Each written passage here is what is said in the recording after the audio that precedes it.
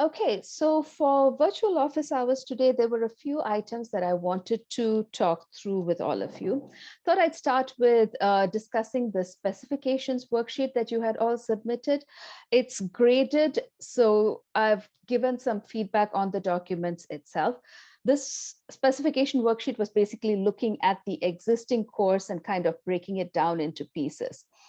One thing that jumped out at me, and this happens quite often, is the learning outcomes or the objectives.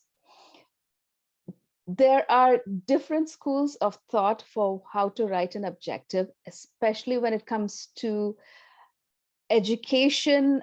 People tend to be a little bit more humanistic, definitely not behavioristic. With that said, if you're in a corporate or other kind of training environment, you want to have objectives that are very measurable. Because at the end of the training session, you need to be able to show people what have your learners accomplished or achieved by attending this session. So the verbs you use in your objectives become very important. And let me explain this. One of the common verbs we use is, I want, at the end of this session, I want participants to be able to understand the concept of XYZ. So here your verb is understand. But how do I measure understanding? It's difficult, right?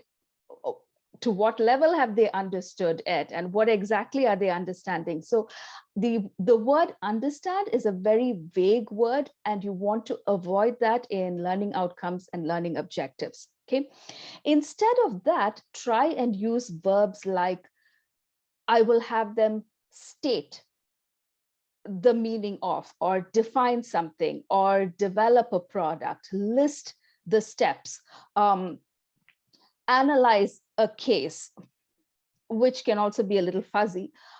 So you want to think about measurable outcomes, especially for the employers, so that at the end of the day, you can say that, okay, so this training was supposed to have them be able to list out 5 medications and their contraindications, and look at the quiz, they were all able to do this. That's a success for me. So for those reasons, your learning objectives need to be very concrete and measurable. So I've made notes about that. One good way to start off with objectives is to look at Bloom's taxonomy. And there are so many verbs over there that you can just look through and pull out the most appropriate ones. All right, and yes, I do accept that this kind of a measurable objective is very behavioristic in approach. However, like I said, it's for a specific context, and you want to be aware of that. All right, so that's looking back at the specifications worksheet. I did want to mention that I was quite pleased with the feedback that you've all been leaving for your peers. You've been investing your time and giving constructive feedback, and I found that very encouraging to see. I hope it is also helpful for you along the process. Now, this particular week, what you're doing is you're writing up interview questions, and you're going to interview at least 2 people next week. And since the interview is happening next week, the interview questions were actually due today. And by the end of the week, you need to have given your peer feedback. Yes, that's a quick turnaround. So if you want to take a couple of days till Monday, I think we should still be okay. We can have some flexibility with timelines here. But remember, next week, everyone needs to start doing their interviews. So you do want to make sure you've given your peer feedback as well. Okay, so that's for the interview questions. Now, what kind of interview questions should you have? What you're going to be conducting is a qualitative interview, right? It's a semi-structured interview. So your questions are a starting point, and you should be listening to what they're saying and following that line when it's appropriate. Remember, even 5 well-worded questions can take up to an hour for participants to respond to. So you don't want to have too many questions. You want to be sure you have just the right number of questions. Now, if you do have extra questions, make sure you put an asterisk against the ones that you must get to. There'll be some that are, oh, it's nice if they answer this, but these are the things that are core and I have to know the response to this. Make sure that you get to those within the time that you have. How you do the interview, that's completely up to you. You can do it in a face-to-face conversation. You can have a phone call. You can have a video conferencing thing like this. You can send the questions to the person and have them respond back and then follow up with more questions via email, I mean. So the options are whatever works. And you're not recording these interviews. The only intention here is to understand the course itself and try and improve it. So if your participants feel a little apprehensive, be sure to tell them that it's going to be anonymous. We're not going to be publishing anything, and the only focus is on the course content. And the course instructors themselves will not know about the feedback that they're providing you. That might be helpful as well. Okay, now, what kind of interview questions? Start off with, hey, when did you take the course? Maybe who was the course instructor, if you are interested in that. How many people were in the course along with you? Did you have an enjoyable time in the course? Remember, your focus is the course itself, right?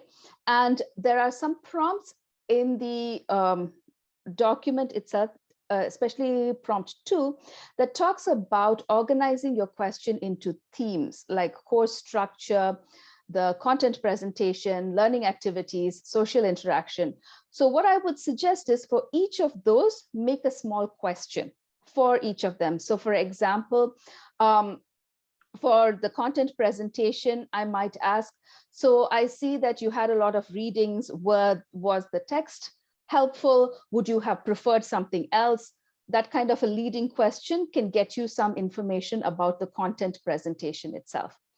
The learning activities would be, did they have any small group discussions, or the quizzes that they did it work for them? Did it not work for them? The same thing for the social interactions, assessment, and feedback. Now, generally what might happen is you might find you're getting the responses you want for feedback in learning activities. Then that's great. You don't have to ask the question for feedback. Sometimes I have found it helpful to start with very general questions, such as what worked well in this course for you, and what did not work well, or what can be improved. Those are the two most open-ended questions that you can give a person, but you'd be surprised at the amount of information that you will get from them.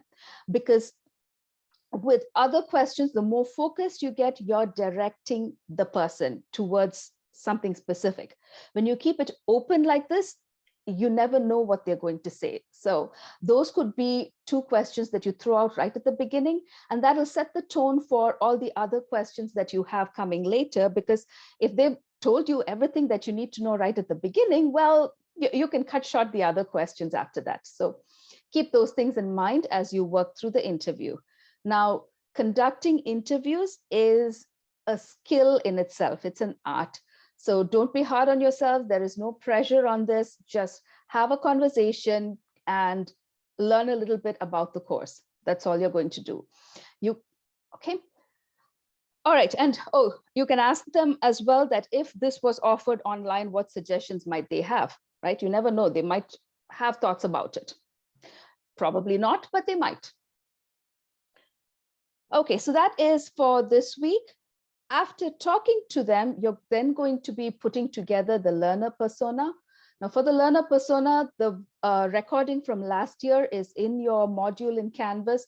Do take a look at it or listen to it and pay attention to how the learner persona is being built in that context. And we'll talk about it as well next week in the virtual office hours. All right, and the last item I have on my list is you would have all received a Canvas site invitation. It should have said something along the lines of ADLDSP, I think 707 Spring 2022 project. So this is the project site that we're going to use for the learning modules that you're creating. Now, I just set it up today, so there's nothing in it, except if you click on modules, you'll see your names over there. So there's a module space for each of you. The view of Canvas would be a little different because you've all been added as teachers, because you're going to be creating the content over there. Now, you're not working on the Canvas site now. That's not, I'm not telling you to start working on it now.